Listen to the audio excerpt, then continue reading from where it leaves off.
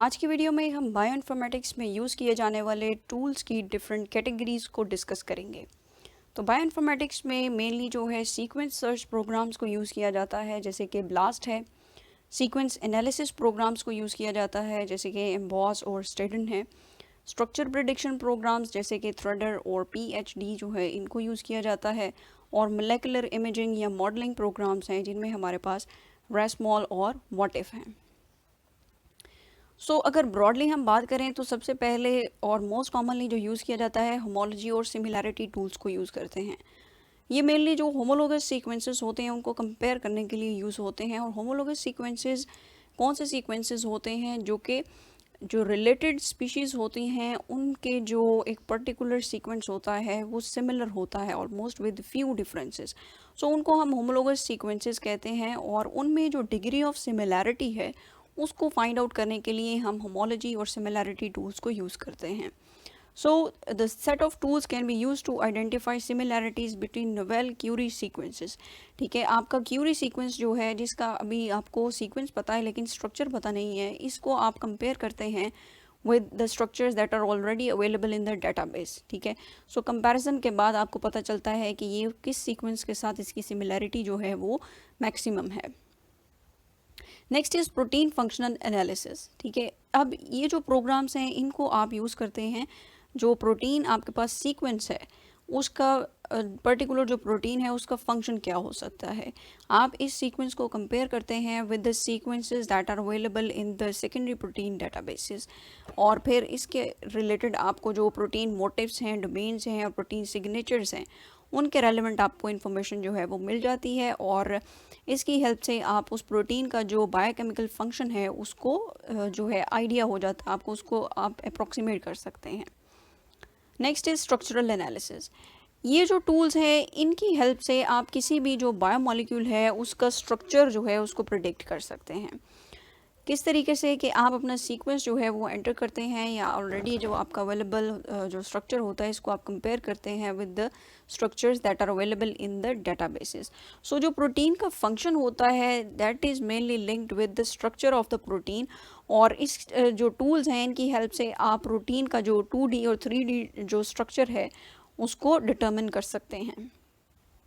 Next is sequence analysis. Sequence analysis tools जो हैं इनमें आप फर्दर जो डिटेल्ड स्टडी होती है, डिटेल्ड एनालिसिस होता है वो परफॉर्म कर सकते हैं। जैसे आपका जो क्यूरी सीक्वेंस है उसकी आप एवोल्यूशनरी हिस्ट्री या एवोल्यूशनरी एनालिसिस कर सकते हैं। कोई म्यूटेशंस हैं अगर उसके अंदर उनको आइडेंटिफाई कर सकते हैं। सीपीजी आइलैंड्स को आइडेंटिफाई कर सकते हैं। सीपीजी आइलैंड्स क्या है कि साइटोसिन और ग्वानिन जो आपके पास न्यूक्लियोटाइड्स इनके दरमियान अगर फॉस्फेट ग्रुप है तो इनको हम कहते हैं दीज आर सीपीजी आइलैंड्स। ठीक है, और कंपोजिशनल बायस जो है इसको भी आप आइडेंटिफाई कर सकते हैं थ्रू सीक्वेंस एनालिसिस। नेक्स्ट अब हम इंडिविजुअली अगर इन जो टूल्स हैं उनकी बात करें तो most commonly use tool that is blast, जिसको हम कहते हैं basic local alignment search tool. और इसमें आप अपना जो है डीएनए या प्रोटीन सीक्वेंस, क्यूरी सीक्वेंस जो है उसको आप कंपेयर कर सकते हैं with the sequences that are available in the databases. Nucleotide sequence जो है ये आप अपना क्यूरी सीक्वेंस एंटर करते हैं और इसको कंपेयर कर लेते हैं डेटाबेस सीक्वेंसेस के साथ। In the similar way protein जो सीक्वेंस है उसको भी आप कंपेयर कर सकते हैं with the protein databases. NCBI ने एक न्यू जो है वो इंट्रोड्यूस कराया है, न्यू क्यूइंग सिस्टम जो है टू ब्लास्ट, जिसको हम क्यू ब्लास्ट कहते हैं। और ये आपके जो रिज़ल्ट्स होते हैं ब्लास्ट रन करने के बाद जो आपके रिज़ल्ट्स होते हैं इनको आप डिफरेंट फॉर्मेट्स में, डिज़ायर्ड फॉर्मेट में डाउनलोड कर सकते हैं मल्टीपल टाइम्स इसकी हेल्प से।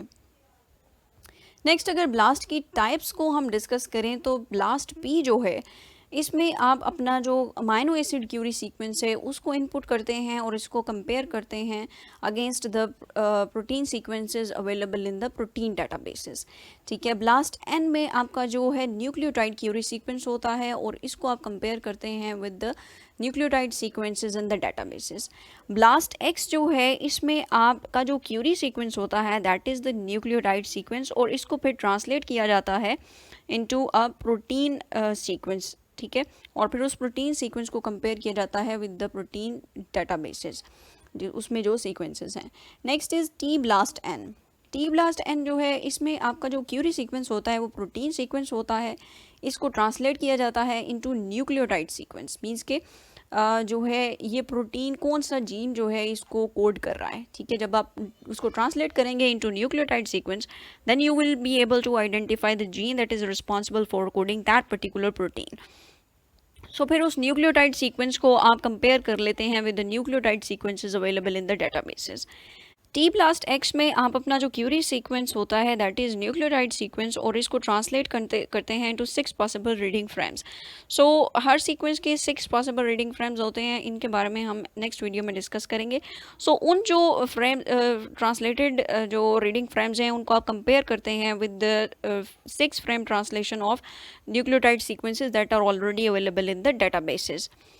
नेक्स्ट है फास्टा। फास्टा ये प्रोटीन सीक्वेंसेस के लिए के अलाइनमेंट के लिए एक प्रोग्राम है जो कि पियर्सन और लिपमैन ने 1988 में क्रिएट किया, और इसमें ह्यूरिस्टिक एल्गोरिदम्स जो हैं इनको यूज़ किया जाता है सीक्वेंस कंपैरिजन के लिए। अब आप इसको रन किस तरीके से करते हैं कि जिन दो सीक्वेंसेस को आपने कंपेयर करना है आप उनको सिस्टम के अंदर एंटर करते हैं, और एंटर करने के बाद उनके जो मैचिंग सेगमेंट्स होते हैं ये उनको आइडेंटिफाई कर देता है। अब नेक्स्ट लोकल अलाइनमेंट होती है। पहले ग्लोबल अलाइनमेंट हुई है कि कंप्लीट सीक्वेंस जो है उसको देखा जाता है और जो मैचिंग रीजन्स होते हैं वो आइडेंटिफाई हो जाते हैं। नेक्स्ट जो लोकल अलाइनमेंट होती है उनमें सिर्फ जो मैचिंग सेगमेंट या मैचिंग रीजन होता है उन दो सीक्वेंसेस का उसको फर्दर कंपेयर किया जाता है बाय यूजिंग रिगरस एल्गोरिथम जैसे कि स्मिथ वाटरमैन। नेक्स्ट है क्लस्टर डब्ल्यू।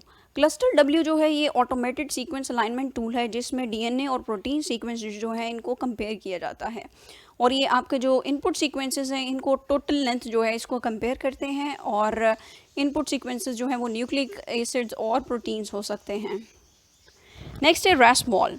रैसमॉल जो है ये एक पावरफुल रिसर्च टूल है जिसमें आप डीएनए, प्रोटीन्स और जो स्मॉलर मॉलिक्यूल्स हैं इनके स्ट्रक्चर को डिस्प्ले किया जाता है, और प्रोटीन एक्सप्लोरर जो है it is a derivative of RasMol, और ये भी एक बहुत ही इसको आप इजीली यूज़ कर सकते हैं इस प्रोग्राम को।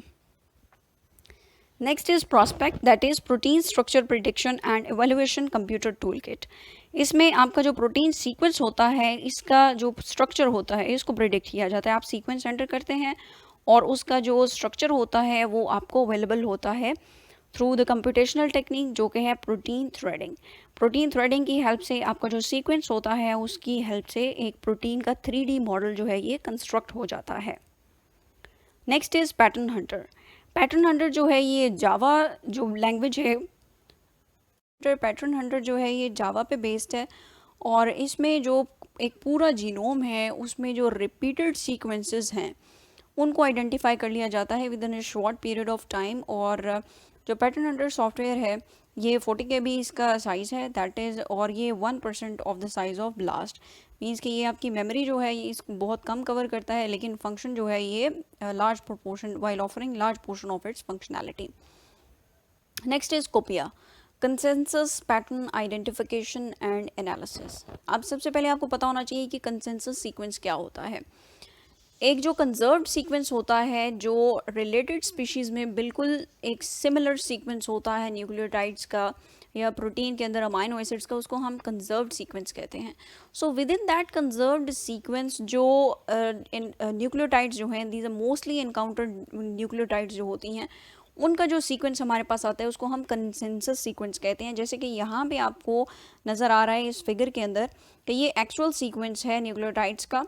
सो इन 4 जो सीक्वेंसेस हैं इनको अगर हम कंपेयर करें और देखें तो कंसेंसस सीक्वेंस क्या बनेगा कि सबसे पहली जो पॉइंट है यहाँ पे जो थायमीन है टी मोस्ट कॉमनली एनकाउंटर्ड है तो यहाँ पे टी आ जाएगा। सेकंड जो है इसमें ए मोस्ट कॉमनली एनकाउंटर्ड है, ए आ जाएगा। वाई जो है इट इंडिकेट्स के पिरामिडीन बेसिस जो है ये ज़्यादा हैं, ठीक है। नेक्स्ट इज़ ए, और फिर R indicates that purine bases जो है ये ज़्यादा है। एन मीन्स कोई भी जो न्यूक्लियोटाइड है वो कॉमन नहीं है, मीन्स ए यहाँ पे देख सकते हैं ATCG, ठीक है, मीन्स चारों जो न्यूक्लियोटाइड्स हैं वो एक जितनी है, मतलब एक एक एक एक, ठीक है। और नेक्स्ट जो है इसमें हमारे पास ए कॉमन है इसलिए यहाँ पे कंसेंसस सीक्वेंस में ए आ जाएगा। और ये जो CG नोटेशन है इट इंडिकेट्स के साइटोसिन और ग्वानिन जो है ये इक्वल हैं, ठीक है। सो इस तरीके से ये जो हमारे पास सीक्वेंस आएगा, इन सब को सीक्वेंसेस को कंपेयर करने के बाद that is the consensus sequence. ठीक है। सो इसमें क्या करते हैं कि प्रोटीन स्ट्रक्चर एनालिसिस टूल है ये, और इसमें जो कंजर्व्ड रीजन्स होते हैं उनको आइडेंटिफाई करना और उनकी हेल्प से जो प्रोटीन मोटिव्स हैं उनको आइडेंटिफाई किया जाता है। एंड नेक्स्ट प्रोटीन सीक्वेंस जो है ये किस फैमिली से ये प्रोटीन बिलोंग करती है इसको आइडेंटिफाई किया जाता है।